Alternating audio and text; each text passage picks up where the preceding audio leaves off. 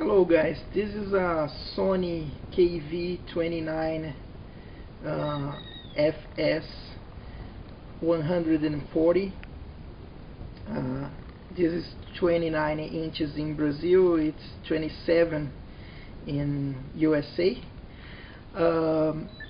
So this is Tanglewood running of actual Mega Drive, and I'm using this to show you how poor is the dynamic contrast or the black stretch implementation on the Trinitron Wega series.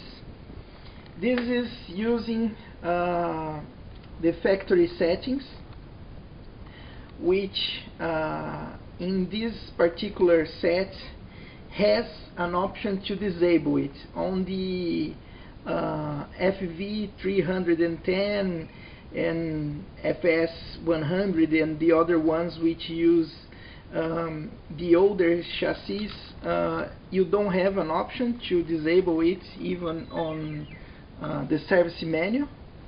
But in this one you have this particular option, which is BKS, which is black stretch, and you can see here this is Nim, the main character of Tanglewood. So if I move him here, he gets very dark, almost black, and it wasn't supposed to be black. Its color is supposed to be red, somewhat of a reddish brown or a brownish red, but certainly not black. Now if I change the settings here, let me move the pad so he gets up. Now if I change the settings here to this is factory settings, it sets the black stretch to 2. If I go to 0, it fixes the problem, so it's not overlay dark anymore. And you can also see that the other colors are now correct. Now if I activate it again, it gets darker. If I go to 3, it gets really dark. So if I come here, it's almost black here, which is the maximum set for this black stretch. So if once again I disable it, it looks much better.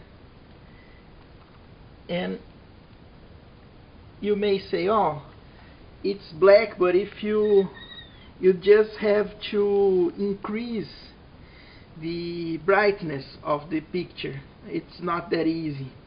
If you do it, it will not fix the issue. As you can see, this is a really bright picture,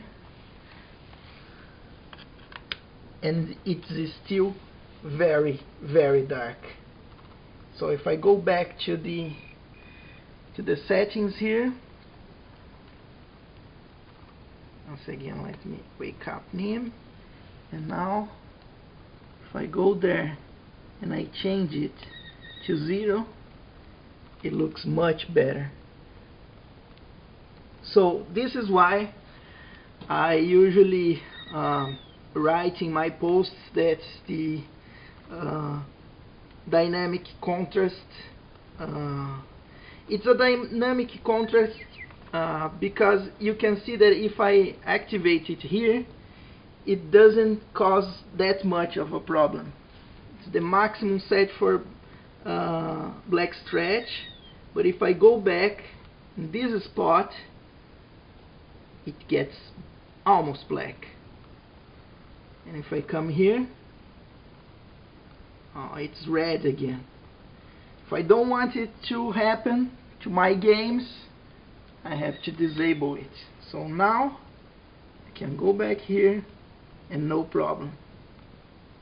So this is why I say that the dynamic contrast in this Trinitron Vega line is a real problem, and it's really poorly implemented, and you guys should disable it if possible.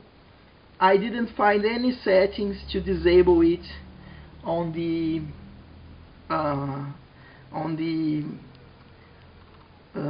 BA5D chassis, which is the most common one and most hyped one on the internet. But I myself found those TVs to have very poor coloring and very bad dynamic contrast, and there is no setting in the service manual to disable it, while in this particular model, which is a later one, and as far as I know probably the last standard definition TV by Sony, this one, the FS 140, and I think the 240, the KV 240, if I'm not mistaken, it used the same chassis of this one. These are the two latest models by Sony.